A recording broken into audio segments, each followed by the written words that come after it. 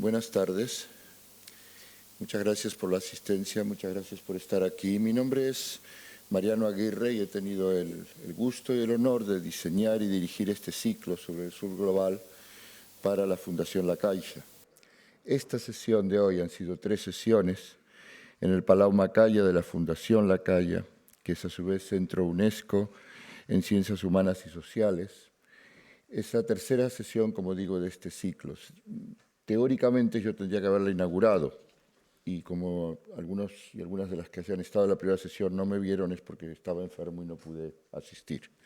Por lo tanto, he venido a clausurar el ciclo hoy, brevemente.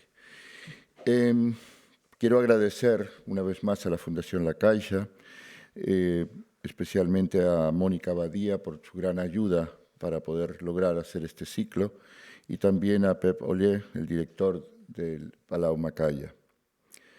Quisiera brevemente decir que de las 2 sesiones anteriores hemos aprendido, hemos sabido que el concepto de sur global denomina una serie de países del mundo que de hecho comenzó a ganar peso este concepto hace 2 décadas atrás, cuando primero India, Brasil y Sudáfrica formaron una plataforma común, los IPSAS, y más tarde se unieron Rusia y China y crearon la alianza de los BRICS.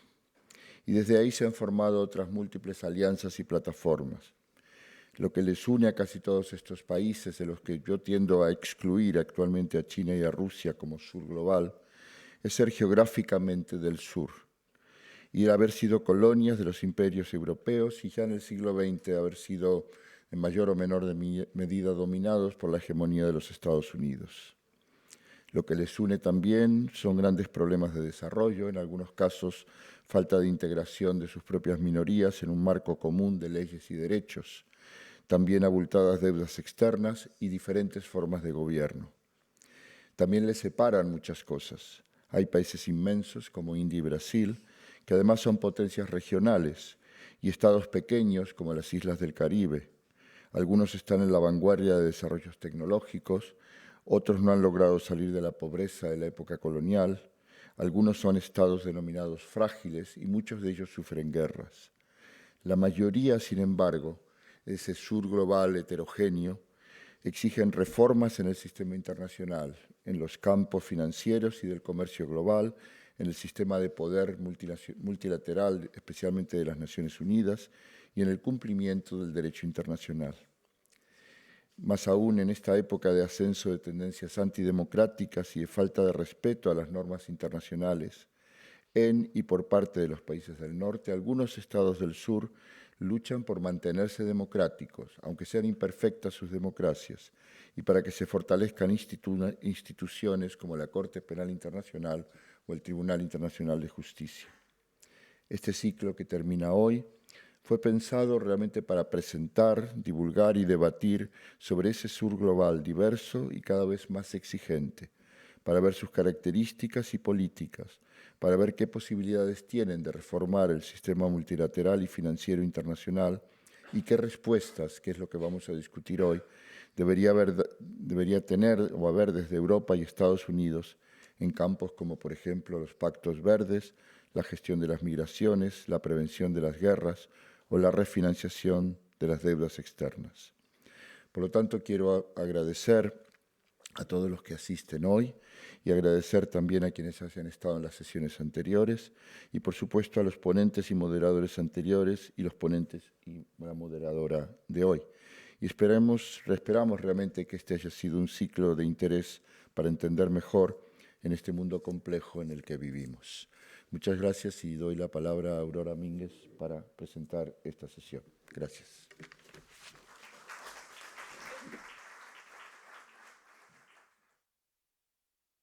A todos, especialmente que hayan encontrado ustedes tiempo para venir aquí a hablar un tema que en principio puede resultar un poco difícil, pero que tal y como está el panorama político, geopolítico e internacional, creo que cobra una importancia especial en estos momentos.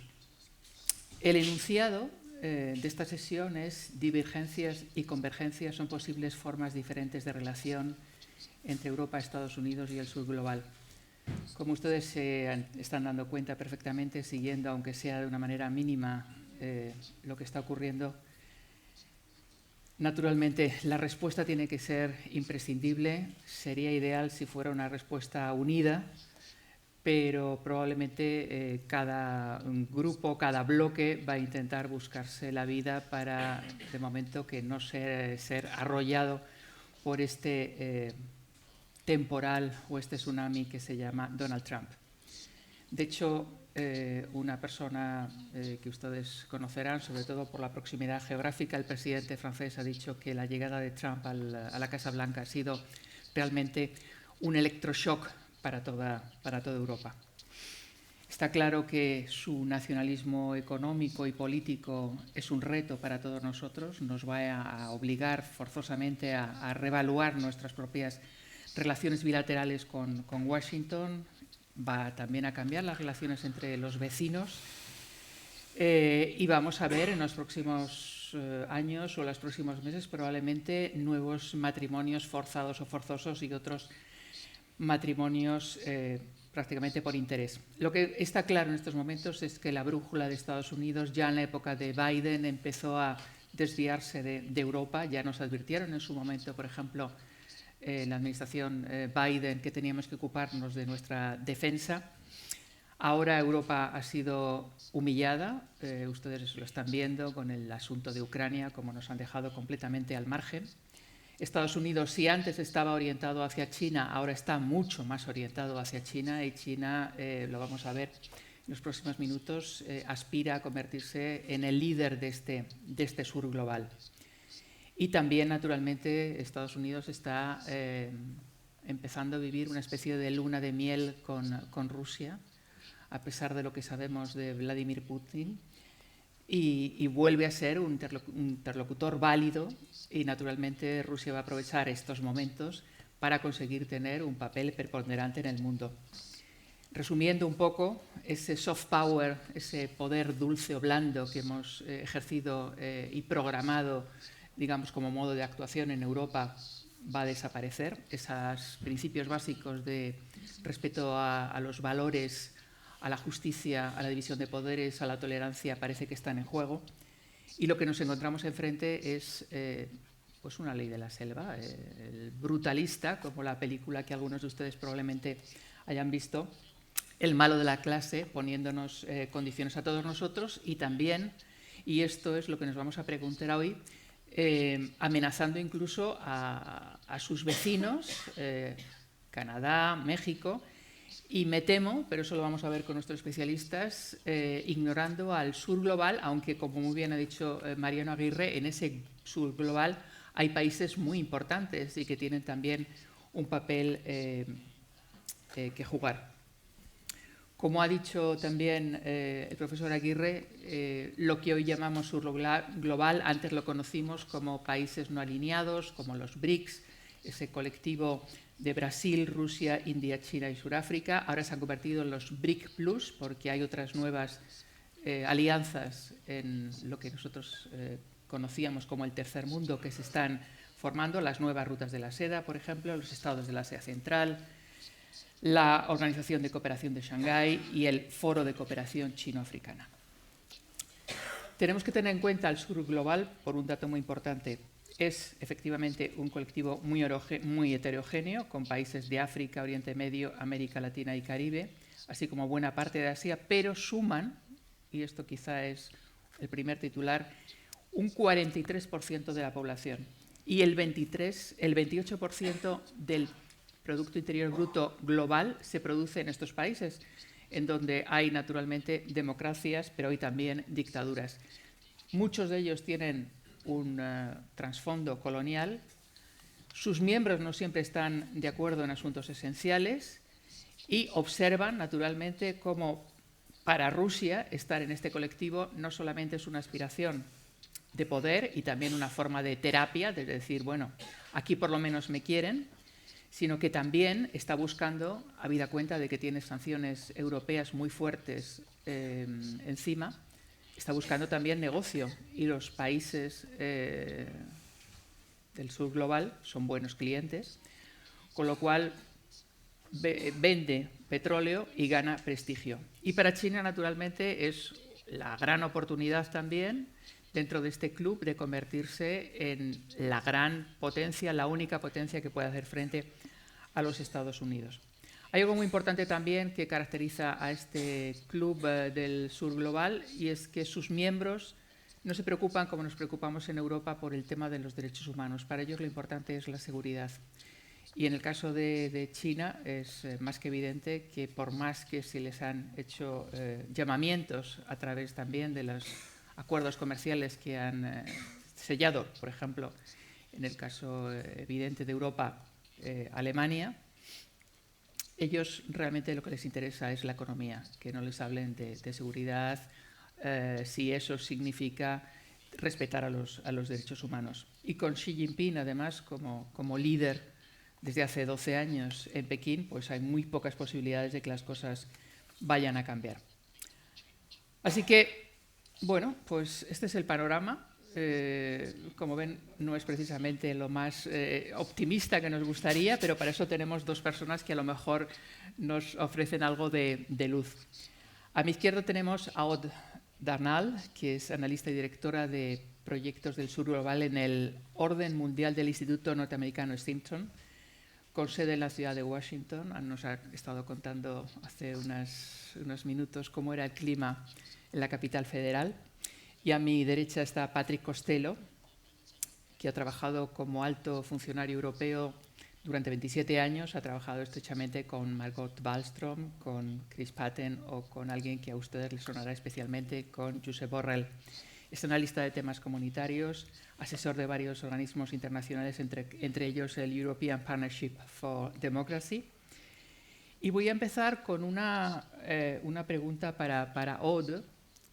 Y voy a citar algo que escribí hace poco en una revista que se llama Le Grand Continent. Las opiniones despectivas hacia los BRICS en particular y el concepto del sur en general han dominado los círculos políticos estadounidenses porque su diversidad y sus diferencias internas serían y son incapaces de cooperar entre sí. Con Trump, esto que decías hace unas semanas en este artículo, lo que nos podríamos preguntar es si para él el sur existe.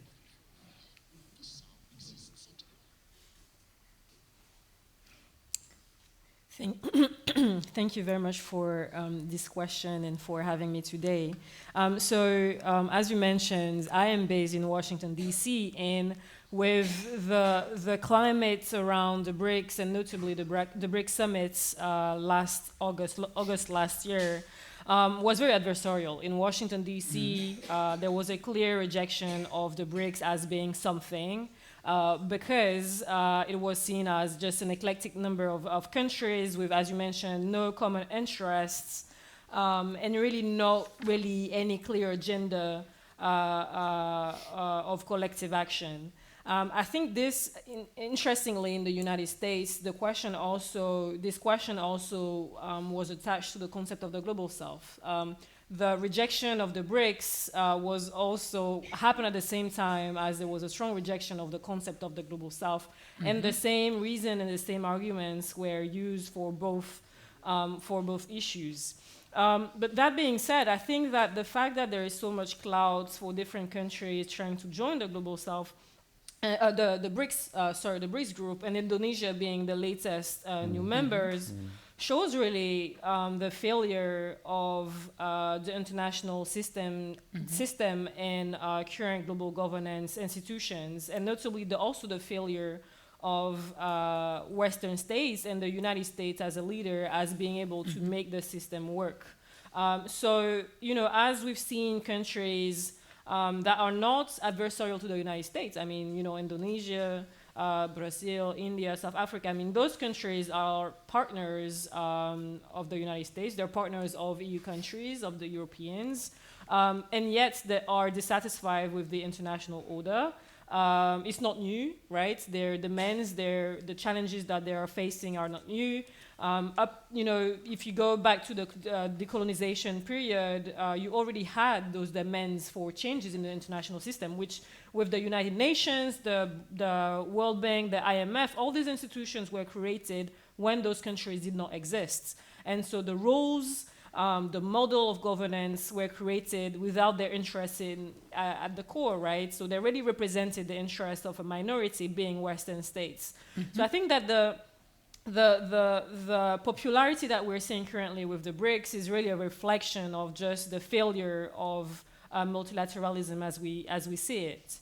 Unfortunately, in the United States, with this idea of U.S. exceptionalism that we saw also under the Democrats' administration with the Joe Biden administration, the United States and the administration really clinged into this old world order where the U.S. was the unipolar power, the police of the world, the leader of the international system, the guardian of international law, and that led to this sort of analysis, right? This dismissal of other countries' interests, their demands, and their power, right? Their diplomatic power on the scene. Vamos a dejarlo aquí de momento, porque quería también preguntar una cuestión muy directa a Patrick Costello, sobre todo por su experiencia con diferentes comisiones europeas. Después del ninguneo que hemos sufrido, lo hemos visto en la conferencia de seguridad de Múnich el fin de semana pasado, donde nos ha reprochado a los europeos incluso no ser suficientemente tolerantes por practicar cordones sanitarios, viendo las últimas actuaciones de Trump, da la sensación de que la Unión Europea se ha quedado como paralizada, bloqueada, en shock. ¿Cómo lo interpretas? Thanks, and thanks for the question. Very quickly, because I'll come back in more detail later, but in shock, I think, is the right description. Paralyzed, we don't know yet. I mean, there have already been 2 meetings at heads of state level, and there will certainly be more. And the question is going to be, there's a very clear set of choices facing the Europeans now, because if they don't manage to organize specifically their defense capabilities in a way that is independent of the US security umbrella, then the future looks very bleak. And the fact that Europe has been kept out of the talks on the future of Ukraine increases that urgency. But I would also add a third element, which I think is really important in this, that it is not just about the policy implications for Europe of what Trump is doing. There are also political implications for Europe, which in some ways could create even more difficulties for the Europeans to solve it. Specifically, there are now, let's take an example. If there is a peace agreement in the Ukraine, whatever the content of that peace agreement and whatever the security consequences of it, that will remove one of the main obstacles for the 2 big groups of the far right at European level, the Patriots for Europe and the European Conservatives. One, the leading figure is Orban, the other, the leading figure is Meloni. A deal in Ukraine will remove one of the main obstacles to the merging of those 2 groups. If those 2 groups merge, in the European Parliament, they will be the second political group. And at the level of the member states, there are now 1/3 of the member states in which the far right plays some role, whether it's a far right government, or they're in coalition, or there is some parliamentary support for them. So the political impact of Trump is to strengthen the hands also of the far right in Europe. And we've seen that with the way in which Elon Musk is removing the last taboo in German politics in supporting the AfD for Sunday's elections.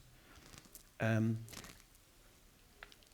stronger that those political forces become, the more difficult it will be for Europe to create a united response to the fact that the Americans are removing the security umbrella from Europe. So I think that is also part of how this needs to be dealt with. Uh-huh. Como ven, tenemos una tarde muy interesante, no solamente para hablar del sur global, sino de estas nuevas relaciones y de estas nuevas tensiones que están surgiendo.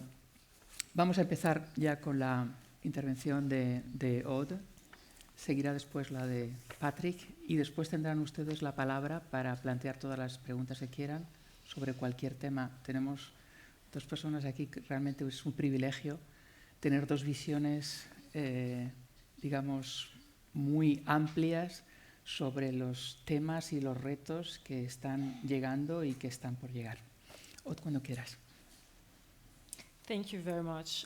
So I think what we've just heard just a few minutes ago shows a very bleak picture of multilateralism just across the boards, whether within the international organization, whether within the EU or with the United States, right?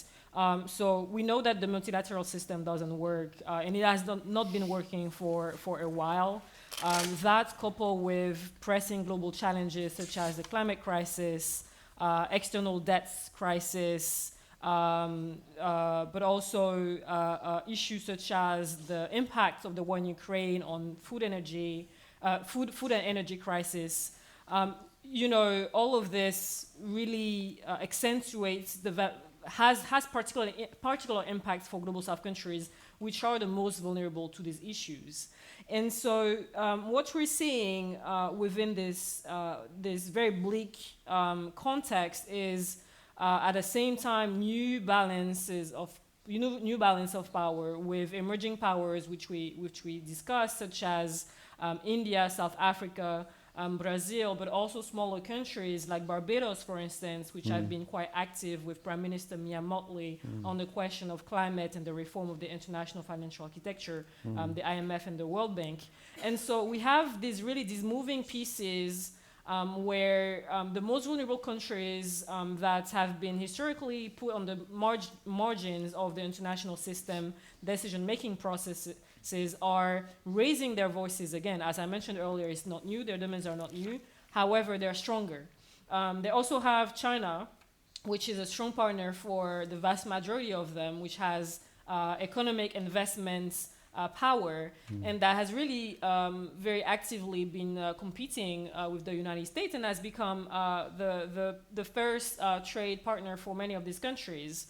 And so within that, we have the United States, which continues to cling on this old image of the world order, and now we have Trump, which is an even bigger issue when it comes to multilateralism, simply because he doesn't believe in it, right? He doesn't believe in multilateralism. He doesn't believe in climate. He's all about America first. And the many executive orders that he's been taking in the first weeks of his administration is really the evidence that he's putting into action what he's been saying for the past months. And so we have this, and then on the other side we have the Europeans, which are, as you mentioned, very shocked and who seem to have been very unprepared. I'm not so sure that in the rest of the world there is so much more preparation, to be honest. And we're yet to see how leaders around the world, such as in India, will react. But we're already seeing in South Africa, for instance, that the government is still strong in their boot, right? Previously, with the former Minister of Foreign Affairs, Naledi Pandor, she had used some very strong words against the Biden administration, talking about, refusing to be bullied by the United States when it comes to South Africa foreign policy towards the war in Ukraine and the war in Gaza. And just a few days ago, President Ramaphosa also mentioned the word bully, right? Refusing that. So we're already seeing some strong reactions in the South, but generally speaking, I think we can say that despite the pressing global challenges that we are all facing, the climate crisis is also affecting you in Europe, in Spain. It's also affecting the Americans. Despite this, we are seeing a sort of apathy and really the status quo being preserved when it comes to the reform of global governance, which is essential if we want to find common solutions to these issues.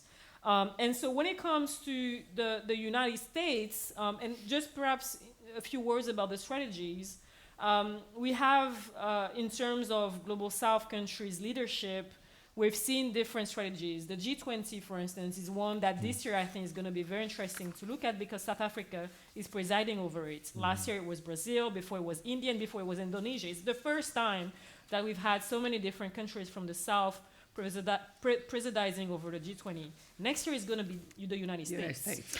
The United States. And the United States is not, Rubio has already said that he's not going to attend the G20, so some people are starting talking about the G19, right? So you have the G20, you have the BRICS, obviously. And then you have some countries like Barbados, which have been very fierce leaders on the international scene with the Brisson Initiative, which is a set of proposals to reform the international financial architecture to be able to unlock financing for climate and sustainable development. And so we are seeing different pieces being moved, but still I don't see a great level of coordination, and I would say I don't even see a great level of solidarity. There is still this gap happening between the North and the South. Even in the South, right, there is no strong coordination. And now I think that with Trump, that gap between the North and the South is likely to widen because, again, the United States is not interested anymore into supporting these countries, especially with the response to the climate crisis. And then on the other hand, well, the big question is, what are the Europeans ready to do? And there, it feels as if they're not really ready to do anything. They're already grappling with Ukraine, the war in Ukraine. They're grappling with the rise of the far rights and that isolationist and nationalist outlook. They're grappling with budgets, economic crisis, and then migration is being the top issue. So it feels that it's a very difficult moment to advance these issues. When it comes to the United States, one thing I like to underline is that, you know, right now with Trump, it's going to be very tough. But at the same time, we also need to acknowledge the fact that under Biden, it wasn't necessarily, you know, the growl, right? The Biden administration has been blocking the reform of the global governance institutions, whether it is through the IMF, whether it is the World Bank. You know, the World Trade Organization has been paralyzed. The dispute settlement system has been paralyzed because of the United States. The UN Security Council, same thing, even though other countries within the UNSC are also against changing it too much. So under the Biden administration, I wouldn't say that the United States was that great ally of Global South countries. Quite the contrary. I was quite critical of the Biden administration. Now it's worse, obviously. But at the same time, you have an administration that is very clear that it doesn't care about climate. You know, while under Biden we had this very ambivalent position and it was very uncertain to see whether the U.S. wasn't reliable, now it is clear that the U.S. is unreliable. It is clear that Trump doesn't care about climate. It is clear that it is taking executive orders left and right that openly counter international law and norms. And so where do we go from there? I see little opportunities, to be honest, because the challenges that Global South countries are facing, again, the administration is not interested in partnering on them. On climate, I think that is terrible for many of these countries, and notably small island developing states. I'm from an island myself, from the Caribbean, and you know it's an existential threat. If you go into the Pacific islands are now already discussing what it means territorial sovereignty when you no longer have lands. They're already discussing migration for their population, where they're going to relocate. What does that mean for their population's rights? This is something that is a today issue. It's not a tomorrow issue. So so on the climate front, I don't see much possibilities of opportunities with the U.S. However, Trump being someone that is very transactional, I think that there are nonetheless on very pragmatic economic and investment trade issues, perhaps some opportunities as the U.S. will continue to try to decoupling from China, meaning notably going nearshoring their trade and investments by trying to bring back some of their industries and partners in the regions. And so the Caribbean and Latin America in particular may be able to leverage this policy under the Trump administration, which started already with under the Biden administration. So we could see, for instance, when it comes to tech transfer, investment, services, perhaps that we could see some countries leveraging this opportunity. But on the wider issue of global governance reform, then I'm much more skeptical. On other things such as the G20, as I mentioned, the U.S. is not going to be there, and so that leaves a big question of what does that mean for reform. I personally think that the withdrawal of the United States can open the door for reform, because if it indeed withdraws from the World Bank, for instance, if it substantially reduces financing, then perhaps it could be a way for countries, and notably for European countries, to kind of be a real partner and ally for Global South countries and advance the reform there, because after the U.S., European countries putting together their their shares and their quotas at the IMF are weighting the most. So could we imagine that there is enough political will on the European side to advance on this? I see Patrick is loving it, so it's a big question mark there. But that's something very pragmatically that I could mention. In terms of the BRICS, we've already seen attacks by the Trump administration with the threats to impose 100% tariffs on countries members of the BRICS should they continue with the de-dollarization project, right? Trying to use other currencies in their exchanges to counter the weaponization of the dollars. Then the question is whether he will go through these threats. Obviously, many of these countries are primary partners of the United States. I mean, China, we've already seen it with the tariffs. At the end of the day, the people that will suffer are also people in the United States. And so the question is, will the Americans continue to accept these policies? And we're seeing a bit of movement, but the question is whether there will be more organization of movement and protests with their votes in the next legislative in 2 years, and will that undermine Trump's power? We were discussing that earlier, and the question was, well, will there even be elections, right? And will it be too late then? I think those are very, very important questions. But again, those are places where I think that we could see movements in the next few months. And then in the end, in terms of pragmatically looking at how the United States can engage in these countries, given that at the administration level, we will unlikely see positive actions. One of the conversations I've had recently with peers, notably from Brazil, they were talking about subnational engagement. So talking about, representative at Congress, National Assembly, mayors, state governors, and those. So Plataforma CIPO is the think tank I'm discussing about, which is a Brazilian think tank. They conducted kind of a visit delegation, right? And so they were able to organize that kind of people-to-people exchanges. And perhaps indeed that this is certainly a path that can be explored, trying to build that bottom-up pressure. So through the governments, the states' governments, so the friendly ones like California, for instance, they were mentioning, through representative at Congress, especially on the Democratic side, on the Democrat side. I've myself had some very good working relationships with some offices who are, very much interested in climate action, who are interested in reforming the international system. So I think that this definitely going to probably be one way in the United States for many countries.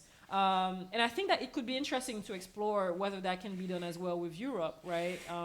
I'm not familiar with the different, National Assembly and Congress in the different countries, but perhaps we could also see this type of partnerships trying to build bridges, not just at the leaders' head of states, which we generally see at the summits, but at the subnational level, cities, states, Congress, and so on and so forth. So I think this is something that is quite interesting to see, and perhaps something that could be explored as well with European countries.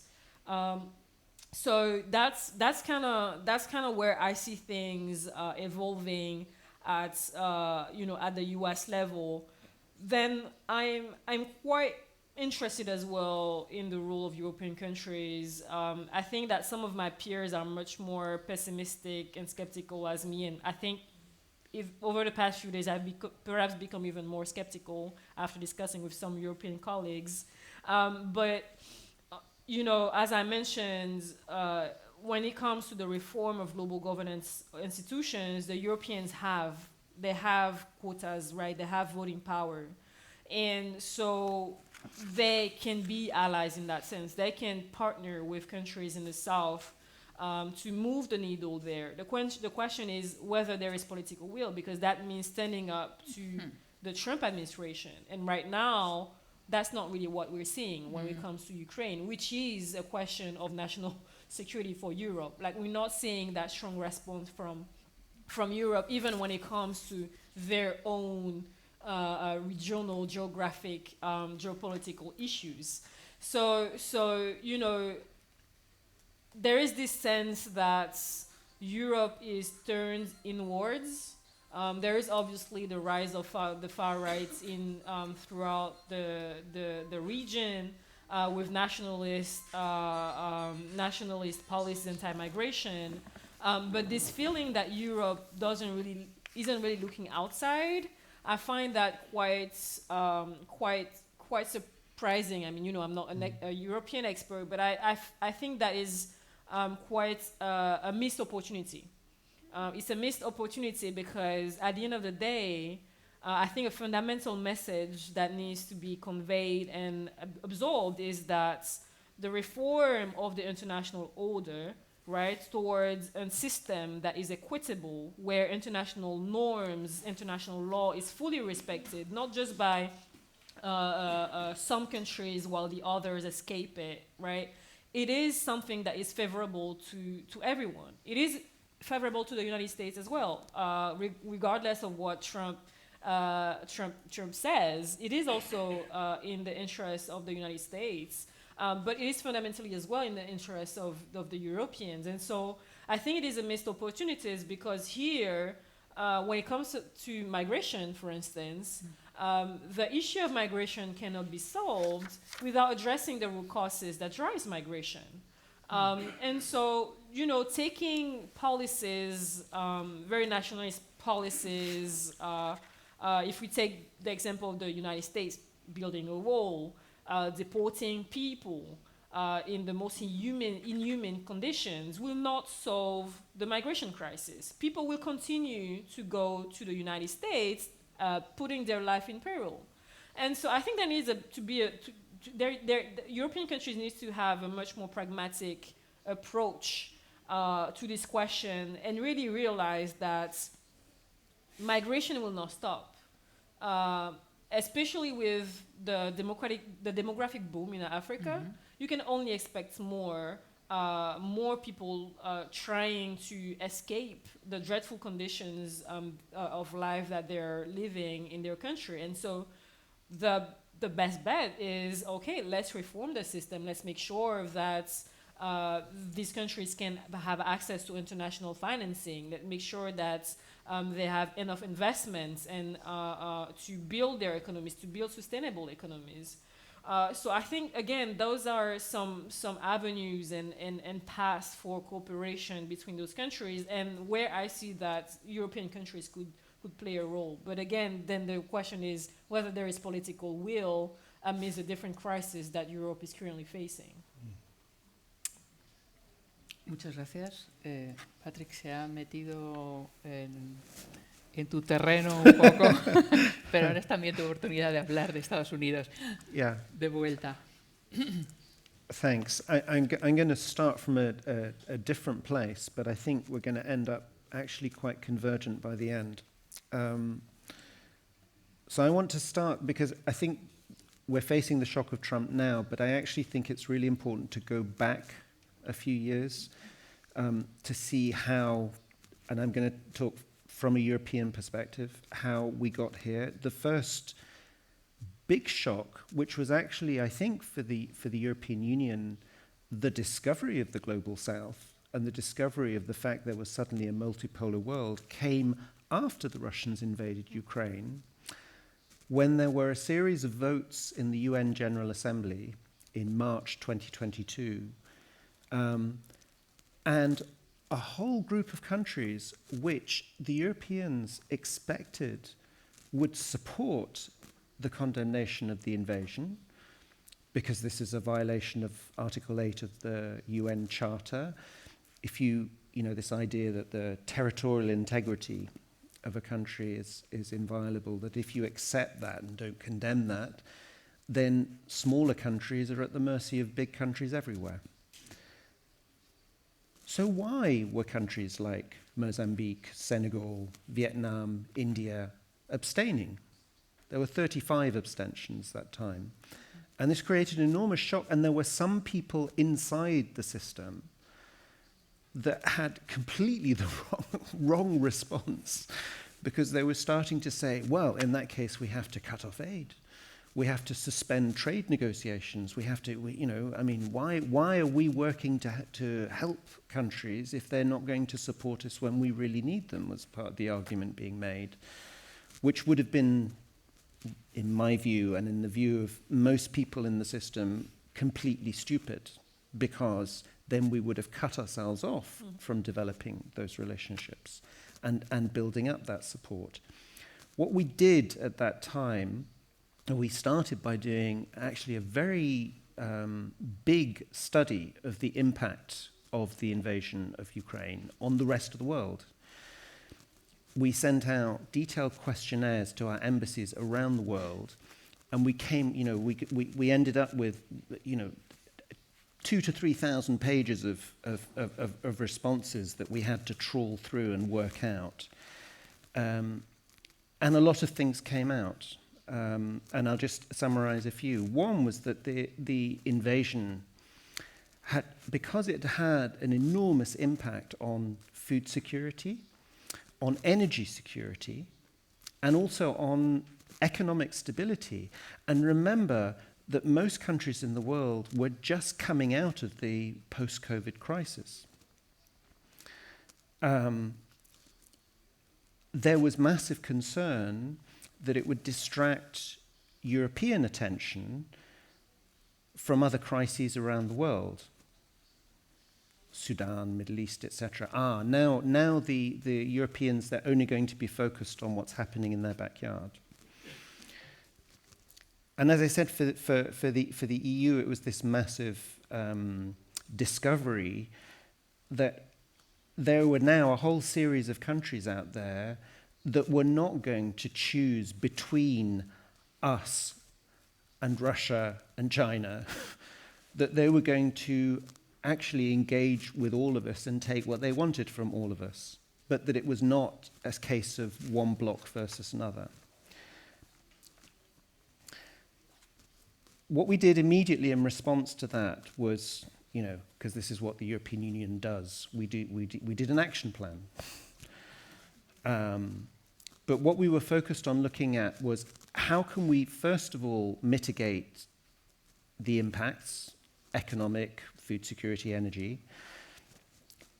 Secondly, how can we fight the disinformation? This was another thing that we discovered, that the Russian disinformation about the war in the global south was everywhere, and we discovered all sorts of ways in which that was happening.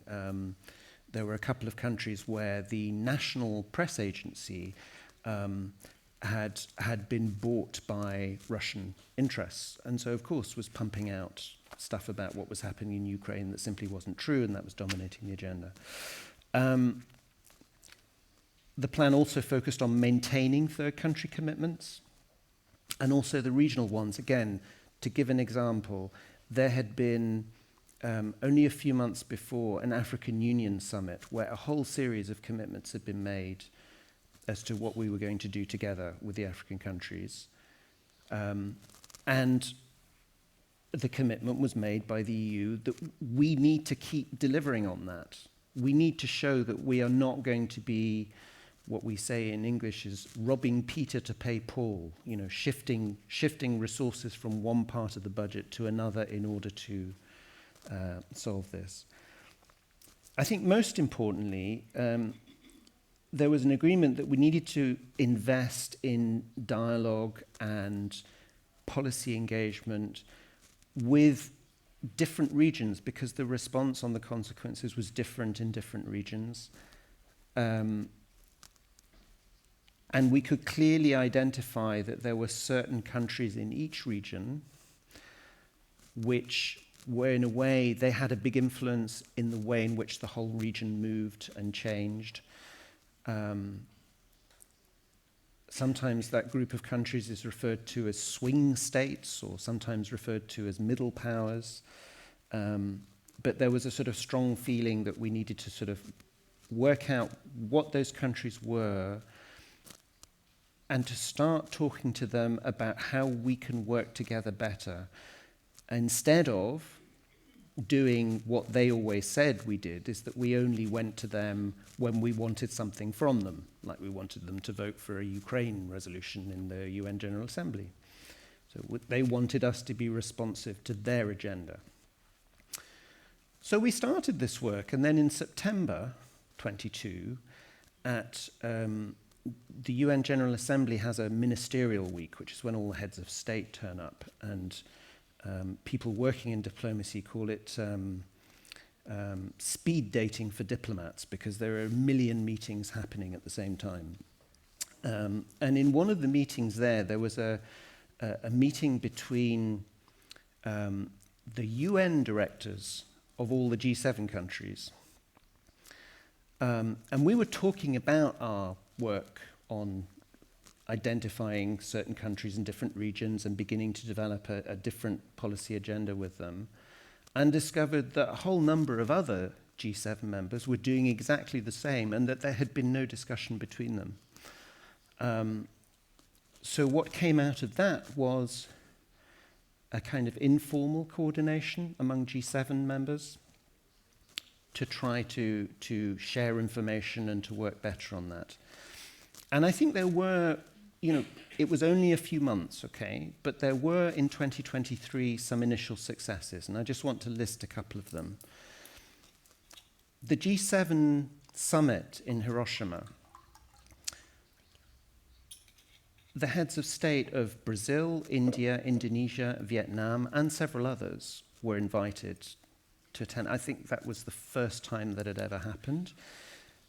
And the communiqué, it was, again, the first time that I'd seen in a G7 communiqué, right up in the first page, talking about reform of the multilateral development banks, that Aude was talking about, the SDGs, the Sustainable Development Goals. That these kind of things were up there at the front, that there was a kind of a recognition that there was a need to respond to this agenda. A second example, the European Union successfully proposed that the African Union join the G20. Again, this was part of a kind of recognition that there, that the Europeans needed to take on some of this agenda about representation at the highest levels of global governance. And then Ord mentioned Indonesia, and what I remember in 2023 was that Indonesia was invited to join the BRICS, and they said no. And they said no because they had an application going at the same time to the OECD, and they worried that joining the BRICS would risk that. So I'll come back to that, because I think the fact that they've joined the BRICS last month is a very interesting signal of the new direction things are going. So I say, we were starting to make some progress, but it was the early stages. And then we had a second shock, electroshock, to use Macron's words. And that was what happened in Gaza in 7th of October, but then the response to it. And the way in which the president of the commission reacted to that by going to Israel, declaring unconditional solidarity, saying nothing about any restrictions or humanitarian law in how the Israelis were responding to the massacre in Gaza. And all of the work that we've been slowly building for a year and a half, it really did a lot of damage. Because if you have, we are making the case that the bombing of schools and hospitals in Ukraine are war crimes, and then the same interlocutors are refusing to say the same about the bombing of schools and hospitals in Palestine, then many countries around the world look at this and say, well, how are the Europeans then committed to international law, the rules-based order, etc.? A very senior official in the European Union system at that time sent me a message on the 13th of October, so only 6 days after this had started, saying one sentence, we've lost the global south forever. Now, I think that's an exaggeration, honestly. I think there was a lot of damage done to the EU as defender of multilateralism because of what happened in those first 2 months. I won't go into detail because there's not time, but I think there has been some recovery on that. But when we now deal with this third electroshock of suddenly Trump in the White House, then I think we have to look at the real choice and also potentially the opportunities that face the Europeans in handling it. Alex Stubb, the president of Finland, a few weeks ago, did an interview where he was talking about, in a careful, diplomatic way, of course, but he said we were living in a world where the world of Yalta, i.e. the world of spheres of influence and great power politics where the big powers can carve up the rest of the world, is back. And the world of Helsinki, the Helsinki Conference that set up the Organization of Security and Cooperation in Europe, cooperative, rules-based security, was much weaker. And then he said something that was, so far, that's something we all know, but then he said something that I found really interesting, which is he said that the countries that have the most interest in defending the rules-based approach are the countries of the global south, because those rules are what protect them from a world of might is right and being carved up by these big powers. So for the European Union, it has a really, I think, direct choice facing it now. It can either become if you like, the Western ally of the global South in protecting the rules-based system. The rules-based system, multilateralism, however you want to call it, it's kind of in the DNA of what the European Union does, what it exists for. It is a system of rules. Or, the alternative, it can become the ally of Donald Trump in ripping it up. Ripping up that order, because let's be honest, that is what is happening now. And becoming a willing accomplice of a world in which might is right. I said I'd get to the same end point. My point is that if we go for the second option as Europe, the only winners in this geopolitical game are going to be the Chinese. Because the Chinese will then be able to present themselves to the rest of the world as the reasonable, peaceful, rules-respecting international power. And the losers of that will be certainly the United States, but also the Europeans.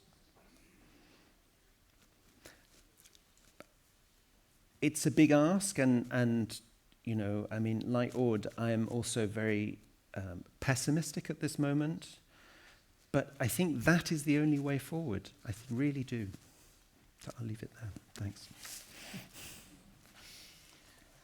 Bueno, como ven ustedes, la cosa no es precisamente para echar cohetes, pero bueno, es el momento de que ustedes planteen a estos dos magníficos analistas las cuestiones que consideren oportunas. Si son tan amables de levantar este señor. Tenemos hasta las 8, o sea que hay tiempo de sobra para hacer un montón de cuestiones.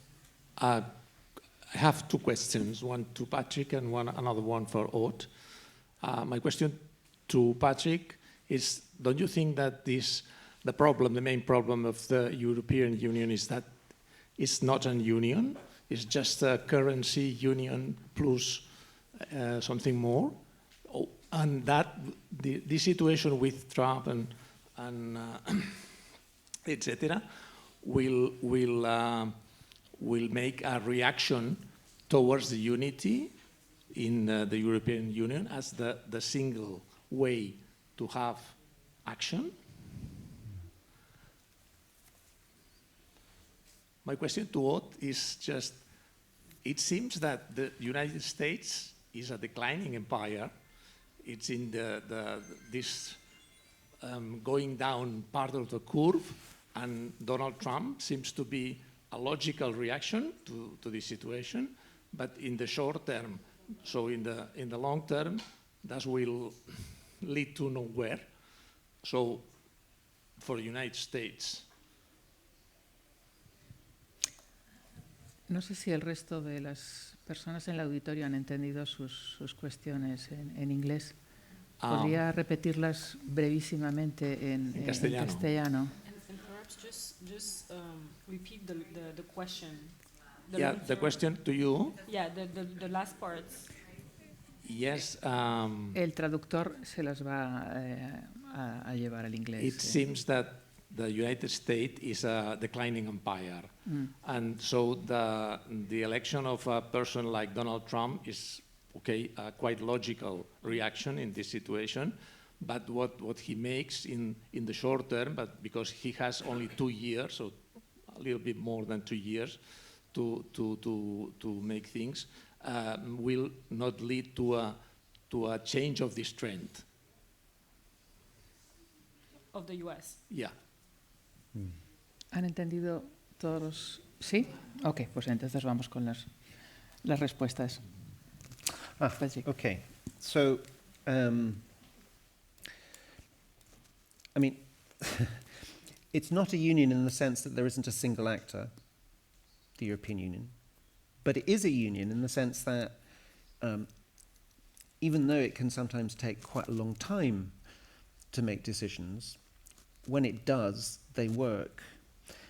And in my experience, the situations when the Europeans have been able to act decisively have tended to be in response to crisis. If there's no crisis, why bother?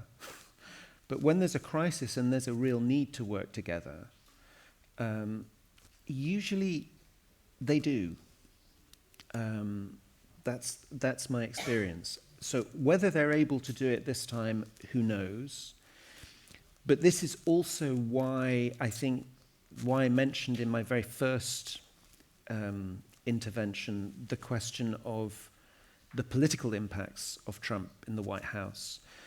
Because that process of Trump's people and Musk and the various networks and foundations behind them supporting the European far right is also part of a game of trying to disarticulate Europe and stop it being able to function as a union just at the moment when it needs to function as a union. So I'm mentioning that because I think it's absolutely crucial that in thinking about how to respond as Europe and as Europeans, that we don't just look at it through a policy angle, that we have to also look at it through policy. Don't forget that in 2016, one of Trump's chief consiglieres, after he won the election, Steve Bannon, spent most of Trump's mandate living in the house of a far-right politician in Brussels, in Belgium, trying to organize far-right parties around Europe. He turned up, for example, when Vox was formed in Spain. Guess who was on the platform? Mr. Bannon. So there is, they were less successful then, but just as they learnt from Trump 1 on policy terms, they've also learnt how better to intervene in European politics this time too. And you look at the way in which Musk has intervened in the German election over the last couple of weeks, using the whole platform of X behind it. That's also part of what is happening, and it's part of the policy agenda, I think. Thank you very much for your question. I agree with you, right? The United States, what we're seeing is so usually in DC they put it in the terms of relative, right? Relative power, relative influence, relative declining, right? Especially, so in relation with emerging powers and other great powers such as China. So yeah, we can say that definitely we've seen it with the war in Ukraine, the struggle for the United States to gather votes from the global South countries when it comes to the war in Ukraine. We're seeing that the United States influence is declining in terms of investments and trade. As I was mentioning, China is a primary partner for many countries in the South. So yeah, we are seeing, I think we're living a period where we're seeing the declining of an empire. And that is, I think, like often, if not always, it's a very turbulent time. And so yeah, perhaps that very probably that the election of Trump is another evidence of that moment. At the same time, while Trump is presenting itself as this America First leader that will put the United States back on track, that will, reindustrialize the country, that will put all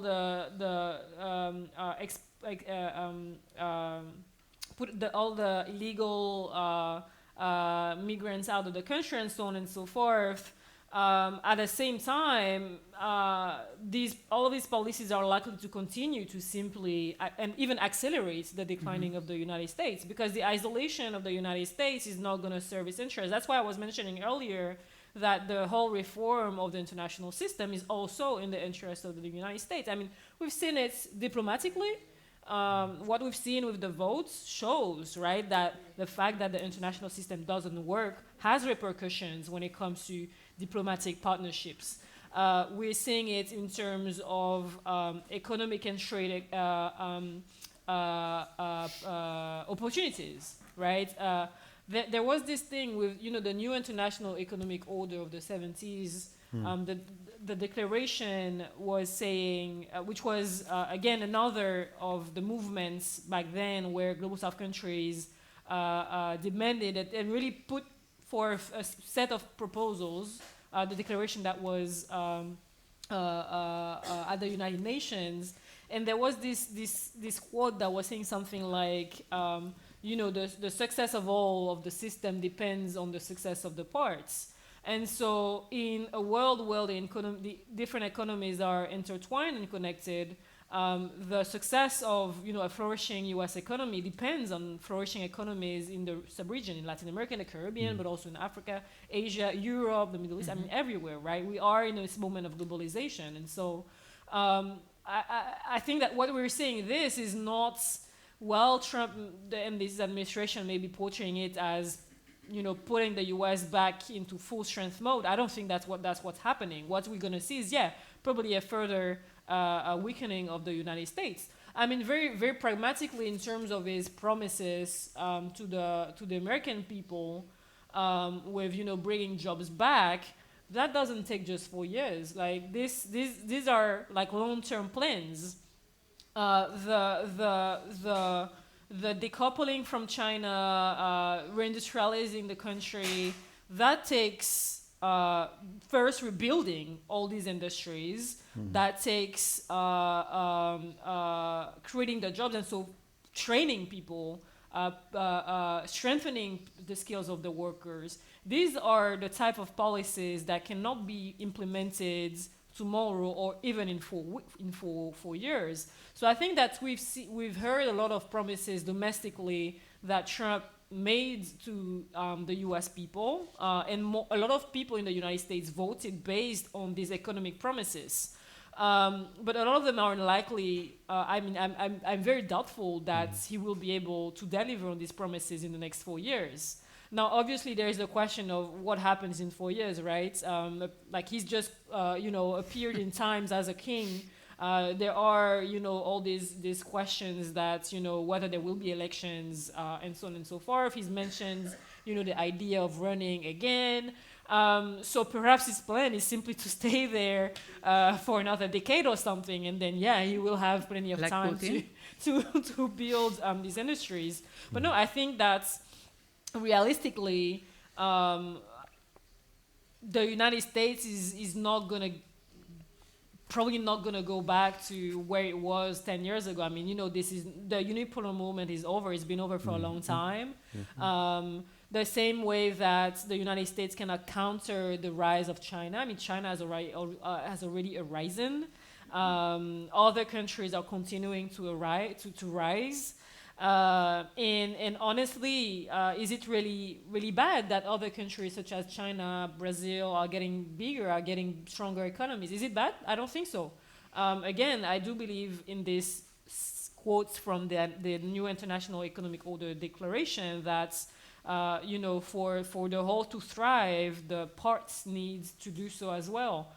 So we will likely see other very problematic policies being taken by Trump, and I think that they will continue to signal the fact that the U.S. is declining, and it's very reactionary what we're seeing. The whole anti-China policy and countering China and this obsession really with China in D.C. Like it's a real obsession. Like in Washington, it's an obsession. Like there is not another world that obsession. Like everything in D.C. is about China. And so even when you talk about Global South countries' interest and why it is important, it's always going back to China. If you want people to listen to you talk about China. And I think that's really, it's also an evidence that, they're seeing the power, their relative power declining, and they're just trying to find ways to stay on top of it rather than embracing multipolarity, Yes. which is, again, in their own interest as well. Este señor al fondo y después...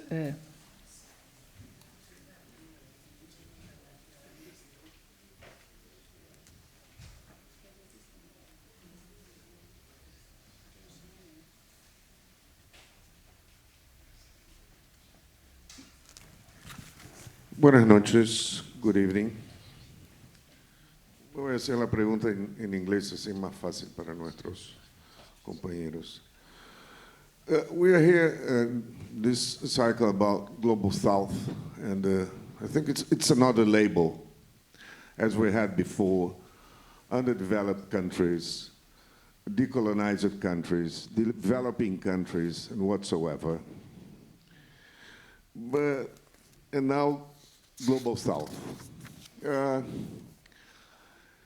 When we discussed that the international order is being questioned by the Global South because the Global South no longer agrees with the establishment, we have to remind that the United Nations, that we barely mentioned here tonight, was created 80 years ago, and 5 countries had the power of the veto. Mm-hmm. So they were the rulers, kind of, at that time. The winners of the war against Nazi fascism in Germany and I remember since 1992, Brazil has been arguing and questioning the importance to reform the Security Council of the United Nations. And so this question is addressed to both of you, please, Mrs. Alden and Patrick. And in my opinion, my humble opinion, if Europe and other regions of the country had supported more this idea to discuss and update the Security Council, maybe today we would not be discussing Global South, but the South's partners, or the global co-partner, whatever. So. Perdone, un segundo. La cuestión es simplemente si se puede o no se puede cambiar el Consejo de Seguridad. No es si se puede o no se puede cambiar el Consejo de Seguridad. Es que no hubo apoyo de Europa, o aparte de algunos países como Alemania, de cambiar el status quo del Consejo de Seguridad. Alemania no puede hacerlo en ningún caso. No, vale. Pero esa es la pregunta, lo digo porque bueno, nos quedan 17 minutos y sí, bueno, hay otra... Si tiene otra pregunta, por favor, formúlela. Sí, Patrick, from a European perspective, that today we're discussing security. Trump is saying, take the security on your hands. The mistakes that Europe made since 2014, especially in Ukraine, about Crimea. So what is the bill now the check that we'll have to pay? Thank you. Gracias. Okay. I'll Both? Yeah. So I'll start by the first part of the question, and I'll let Patrick answer about Ukraine. So we didn't discuss much of the United Nations. I mean, I did mention though that the institutions were created, when most of these countries didn't exist because they were still colonized. I did mention that earlier, and the fact that it was indeed organizations that were created by a few for their interests and rather than the interests of the majority.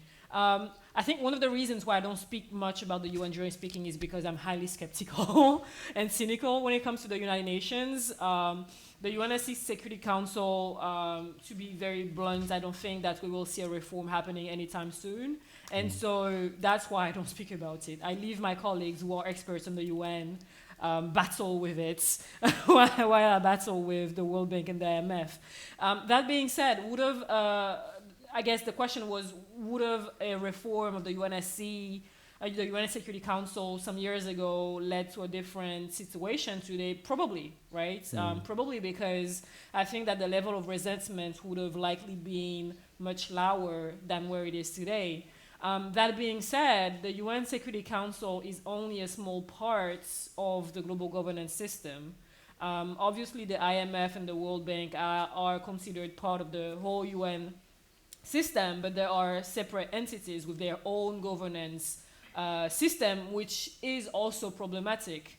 So I think that, let's say we had solved this UNSC problem like 10 years ago, 20 years ago, 50 years ago, yeah, the level of resentment would have probably be smaller, lower. Perhaps we have had obviously more participation and representation. Perhaps that would have led to other outcomes for so many of the conflicts that we're seeing, right? I mean, talking about the failure of the UNSC to address conflicts in the DRC, for instance, in Haiti, in Sudan, in the Sahel region. I mean, there are so many examples that demonstrate really just the total failure of the UN system. But I don't think that would have been enough.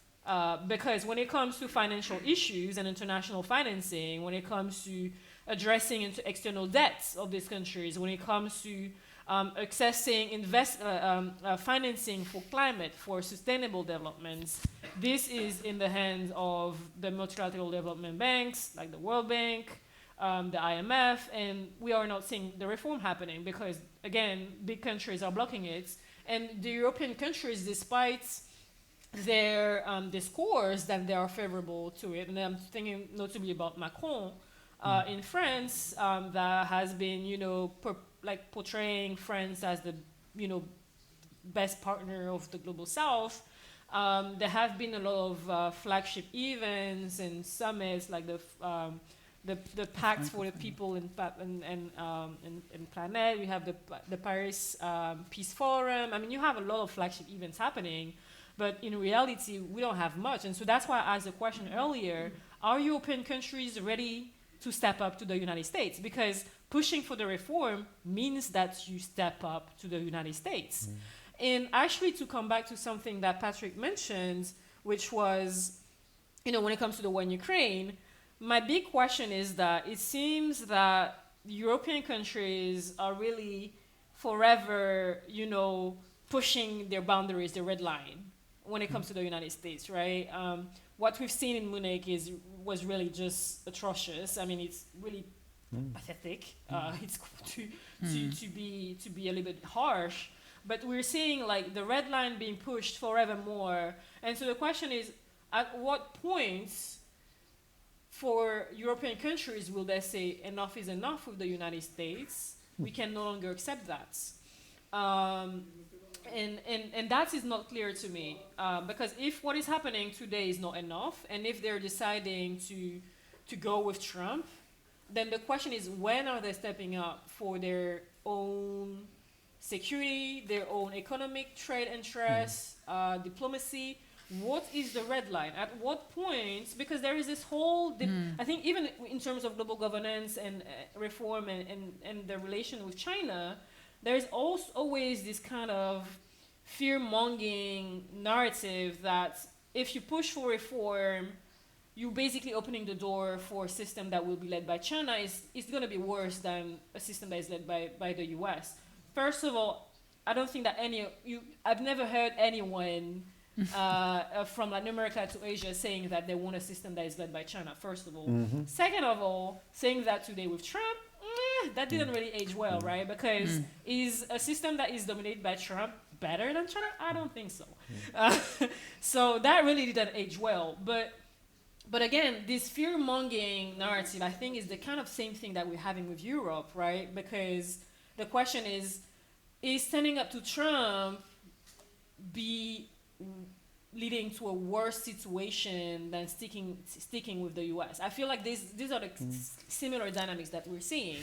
And so my big question then is, what is the red line? At what point European countries are saying enough is enough, what is happening cannot be accepted, and we are putting our shits together to face the United States, whether it is in terms of the UN, the Europe security, whether it is in terms of global governance. That is a big question mark. Appeasement or conflict? Not much to add, but I don't think there's any doubt that,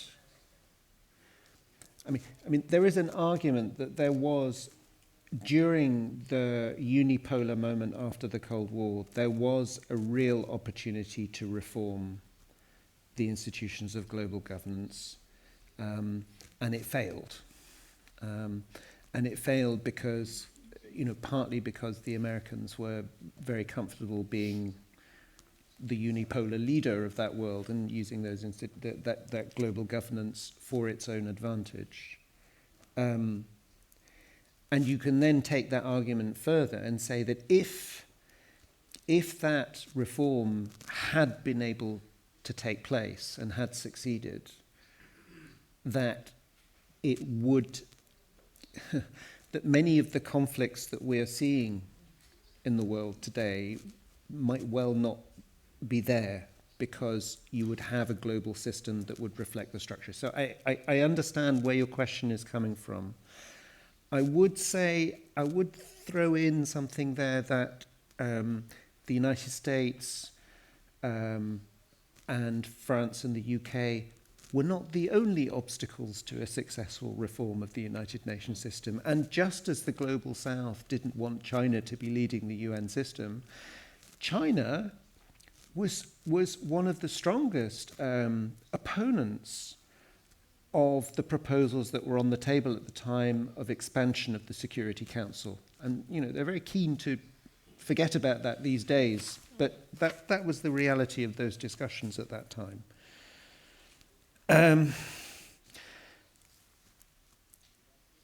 On Ukraine, I'd need to know more about what you mean by the mistakes to be able to understand it. But in terms of, if you like, where is the red line and when do Europeans say enough is enough? I really, the dilemma is that the moment at which Europe says enough is enough, or not says enough, or agrees that enough is enough, is not the moment that they're going to say it. Because in order to no longer be dependent on the United States security umbrella, is going to take a minimum of a decade. Yeah. Now, I just want to go quickly back into history, because Europe's defense policy started out of an incident that happened in Bosnia, that when the Americans decided that they were going to provide arms to the Bosnian Muslims during that war, they closed down the comms for all of the NATO partners who were involved in that war, in order that they didn't see the American Hercules helicopters landing those arms into Bosnia. And this annoyed the British and French militaries so much that it led to a summit in Saint Malo between the British and French prime ministers, which was the start of European defense policy. It all started from that. So that was a case of actually the Europeans, saying, we cannot live with that level of dependence on the United States, and we are simply going to do something about it. Now, it didn't develop in the way that it initially was going to, and there's a long story about that. But the reason I'm telling that story is because I think it's important that there is nothing preventing the Europeans developing those defense capabilities among themselves, but it will take time for them to do it. And that is why you will never get this kind of decisive moment where, you know, whoever it is, von der Leyen, Costa, you know, makes a big speech saying, that's it, it is the end. It just won't happen like that. The thing to be watching is what's happening, you know, the summits that are happening now, but also what decisions are made about the coordination of defense capabilities, and particularly about the common investment in developing those capabilities and where the money is going to come from, because that will be the sign of a decisive shift. Una última pregunta, nos quedan 5 minutos.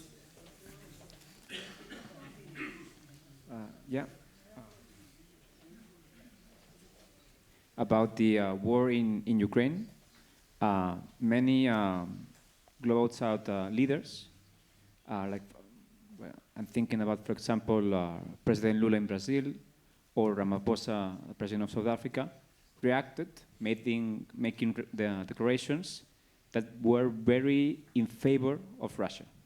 Like, for example, that Ukraine was also to blame for the invasion, or that that invading a country was simply a legitimate action in front of a very aggressive NATO expansion, right?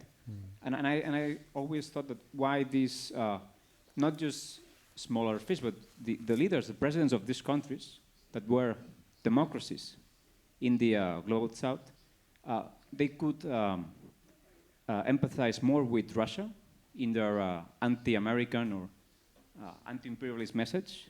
But instead with Ukraine, it was a smaller country, they could not make that connection that maybe they do with Palestinians, right? And I always ask why they made that mental empathy with the Palestinian people, whatever they, mode of government, Hamas, all, they still made that connection. But with Ukraine, they didn't, right? And I'm asking why. Un momento. Pido permiso a los organizadores si nos podemos pasar 5 minutos, porque realmente es una cuestión muy interesante. ¿Es posible? Ok. No, por ser respetuoso con el tiempo. Shall I? Yeah, do you- go for it. Well, I'll on back this for one? you. Oh, okay. So I think the answer is different in the two cases you mentioned. I think in the case of South Africa, in the case of Ramaphosa, I think it's really important to remember the role that the Soviet Union played in supporting the frontline states against apartheid, and that being remembered and being felt very strongly in that part of the world. The fact that Putin's Russia is not the Soviet Union doesn't matter for them. It's still the state. In the case of Lula, the statements they're different. I mean, Brazil voted in that UNGA resolution that I was talking about. Brazil voted in favor. Brazil condemned the invasion. They were not prepared to support sanctions because they very much felt that sanctions needed to be UN sanctions, but that's a kind of position of many countries. And when there were visits, because one of the things that happened, which had never happened after this, was that European member states started coordinating their diplomacy towards the Global South. And Brazil was a big focus of interest. And then there were a number of prime ministers and heads of state that went to see Lula. And particularly those countries that were formerly part of the Soviet bloc, that when they explained to Lula and also to Amorim and to other people in the system, look, you have to understand that for us this is a colonial issue, that this is part of the Russian Empire and this is part of a decolonization of Ukraine. That the Brazilians understood very clearly, yeah. And there were occasions when that changed the line that the Brazilians were then taking in press conferences and also on discussions about votes in the UN system and so on. So, sorry. I agree with what Patrick just mentioned, and perhaps to also add to this, I think we also need to add some nuance in terms of how this country has reacted. I don't think that there was a, saying that they were in favor of Russia is a bit of an overstatement, in my opinion.